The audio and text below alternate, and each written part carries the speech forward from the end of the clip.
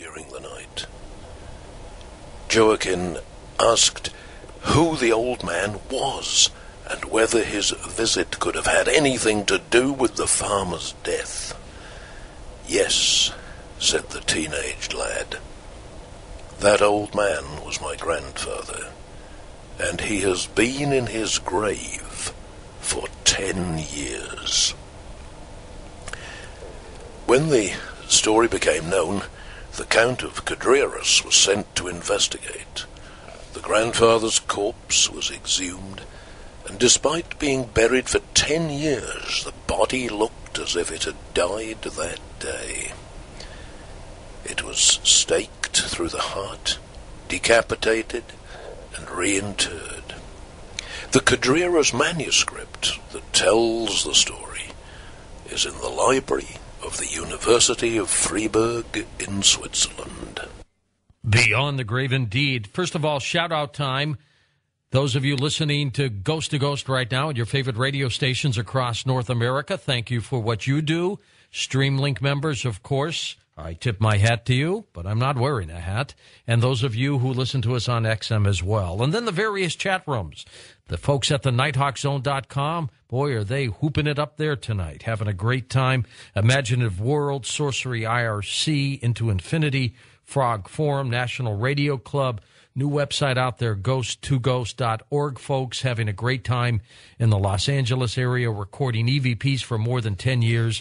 Hello to all of you as well. Now let's go to Anita in Indiana, who's been on hold, and I don't want her to wait. Go ahead, Anita. So all of you were kids, you're sleeping in the same room, in the same bed, and people hear footsteps. You hear footsteps. Go ahead. Well, I didn't when I was little. But the older I get, I don't know if it's one of those things, but I just always felt this creepy feeling when I would go up the stairs. And I had heard a story once that my brother, that would always come home from college, he was home alone one time, and he was down in the basement taking a shower. His friend was supposed to come pick him up or something, and he kept thinking he heard somebody hollering, like, hello or whatever. And he kept saying, I'm down here. I'm down here.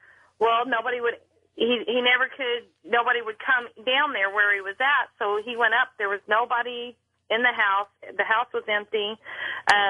His friend finally showed up. He said, where were you at? You know, I thought you were here. And he said, I have not been here. So this was the first little inkling that something had happened and everything. So I always thought whenever I had these creepy feelings when I was growing up, well, I had heard this story, so that's probably what it was just a scary story, and that probably was what was bothering me.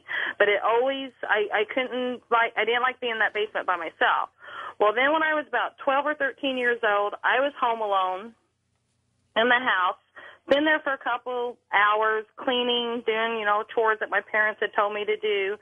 And we had a dining room area. We have in the house, when you walk in the back door, there's a kitchen, a dining room area, and a living room area, all kind of like open. So if you sit in the living room, you could sit at the end of or in the dining room, you sit at the end of the dining room table, you could watch TV or whatever. Right, you could see right through.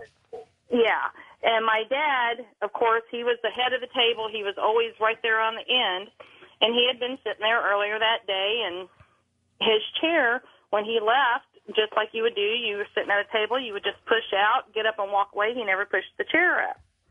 Well, I'm on the phone with one of my girlfriends, and she's doing this, oh, come over, and I'm like, no, my mom and dad's going to be home soon. I need to stay where I'm at, whatever, and we're just doing this stupid teenage girl talking stuff, and I'm sitting there. All of a sudden, there's nobody in the house.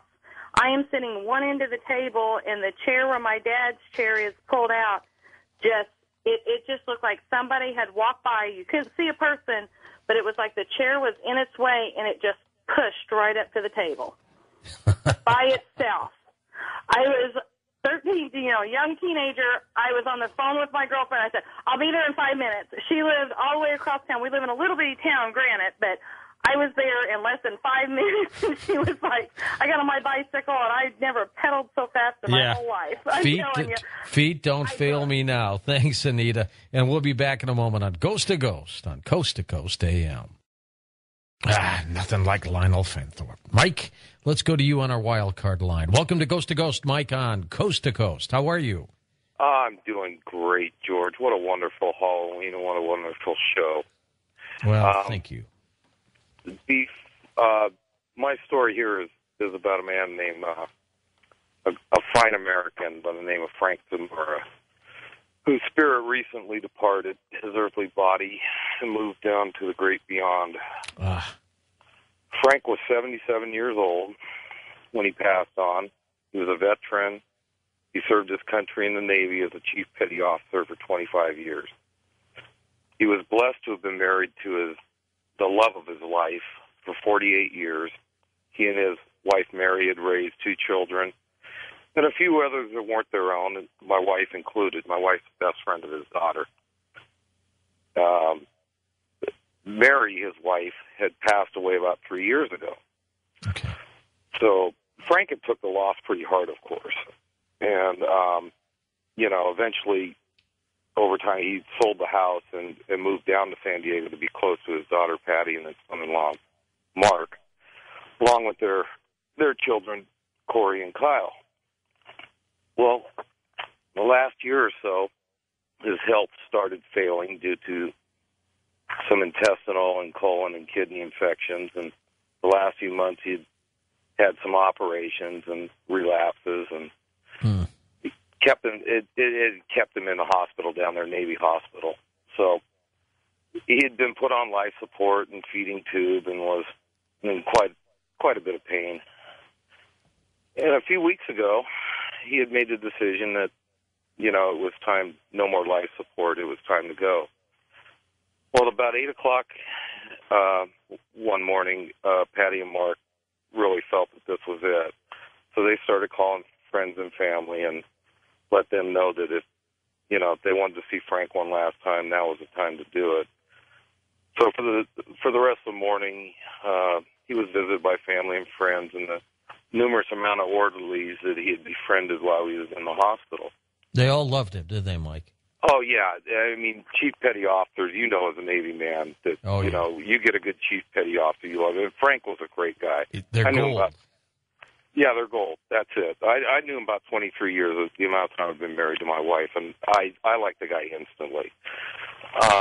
The previous night had been really rough for him, and, he was in a lot of pain at this point. And about 12:10, his breathing became heavier, and he was becoming real anxious, and he tried to put his arm around his daughter, Patty, and she had looked at him and told him that soon he'd be with his wife. And then a change came over him he was so much calmer and relaxed than he had been up to this point. According to Mark, Mark says the room even got brighter at that point. And that's when he kind of, made the comment that Mom's coming. Mark had said this. And, just it was a feeling he had. He goes, your mom's coming. And he had looked at Frank, and then he turned back to Patty and said, Mom's here. And he looked back at Frank, and Frank was kind of looking up and smiling. And then he kind of pursed his lips as to kiss someone. And then his lips kind of went relaxed, and the room darkened again, and he was gone. What a heartwarming story, though, Michael. Well, the one thing that Mark had told me after the viewing, and he had told me this story, was that the whole time Mark never shed a tear. And Mark loved Frank. And he said he never shed a tear because he said it was just so beautiful. Yeah. He said it was a happy way to see this happen. It was supposed to happen that way, and that's what he felt. And it was kind of funny because earlier they were talking, and his wife had said something about her Uncle Fred had passed away on October 4th, which was just before that date. And she said, wouldn't it be strange if he passed away the same day? And Mark said, no, there's no way Fred would ever let anybody upstage him on his, the day he died. And Frank was such a prankster and everything. Well, Mark had said he'd gone into the bathroom to wash his hands. And it was one of those that has an automatic infrared, senses your hands under the faucet and turns on. He put his hands underneath the faucet, and the water came out. So he put his hands underneath the soap to